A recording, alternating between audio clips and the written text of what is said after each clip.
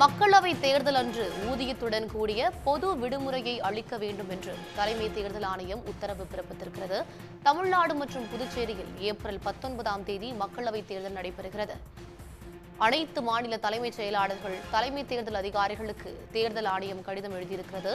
அதில் மக்களவைத் தேர்தல் அன்று ஊதியத்துடன் விடுப்பு வழங்க வேண்டும் என்று தேர்தல் ஆணையம் உத்தரவு பிறப்பித்திருக்கிறது. மக்களவைத் தேர்தல் அன்று ஊதியத்துடன் கூடிய பொது விடுமுறையை அளிக்க வேண்டும் என்று தலைமை தேர்தல் ஆணையம் தெரிவித்திருக்கிறது. தமிழ்நாடு மற்றும் புதுச்சேரியில் ஏப்ரல் 19ஆம் தேதி மக்களவைத் தேர்தல் நடைபெறுகிறது.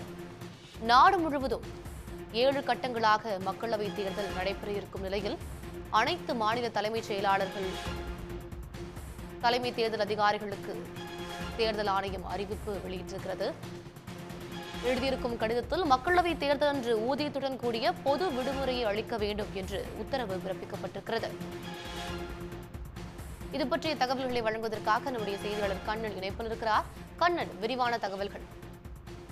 மக்களவை தேர்தலானது ஏப்ரல் 19ஆம் தேதி தொடங்கி ஜூன் 1ஆம் தேதி வரை மொத்தம் 7 கட்டங்களாக நடைபெறுகிறது. இதன்படி பார்த்தோம் என்றால் பல்வேறு மாநிலங்களில் 7 கட்டங்களாக மக்களவை தேர்தலானது நடைபெறுகிறது. தமிழகம் மற்றும் புதுச்சேரியில் ஒரே கட்டமாக ஏப்ரல் 19ஆம் தேதி வாக்குப்பதிவு நடைபெறுகிறது.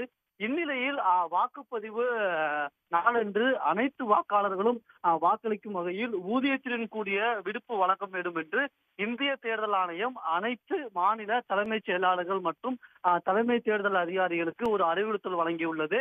அந்த அறிவுறுத்தலில் மக்களவை, அதாவது பல்வேறு கட்டங்களாக மக்களவை தேர்தல் நடைபெற உலகில் அந்தந்த மாநிலங்களில் எத்தனாவது கட்டத்தில் மக்களவை தேர்தல் நடைபெற உள்ளதோ அந்த கட்டத்தில் வாக்குப்பதிவு நடைபெறும் நாளன்று ஊதியத்துடன் கூடிய விடுப்பு வழங்க வேண்டும் என்று அறிவுறுத்தி உள்ளது. இது தொடர்பான விரிவான அறிவுறுத்தல்களை அனைத்து மாநில தலைமைச் செயலாளர்கள் மற்றும் தலைமை தேர்தல் அதிகாரிகள் வழங்க வேண்டும் என்றும் இந்திய தேர்தல் ஆணையம் அறிவுறுத்தல் வழங்கியுள்ளது. உடனுக்குடன் செய்திகளை தெரிந்து கொள்ள சன் நியூஸ் பெல் ஐகானை கிளிக் பண்ணுங்க.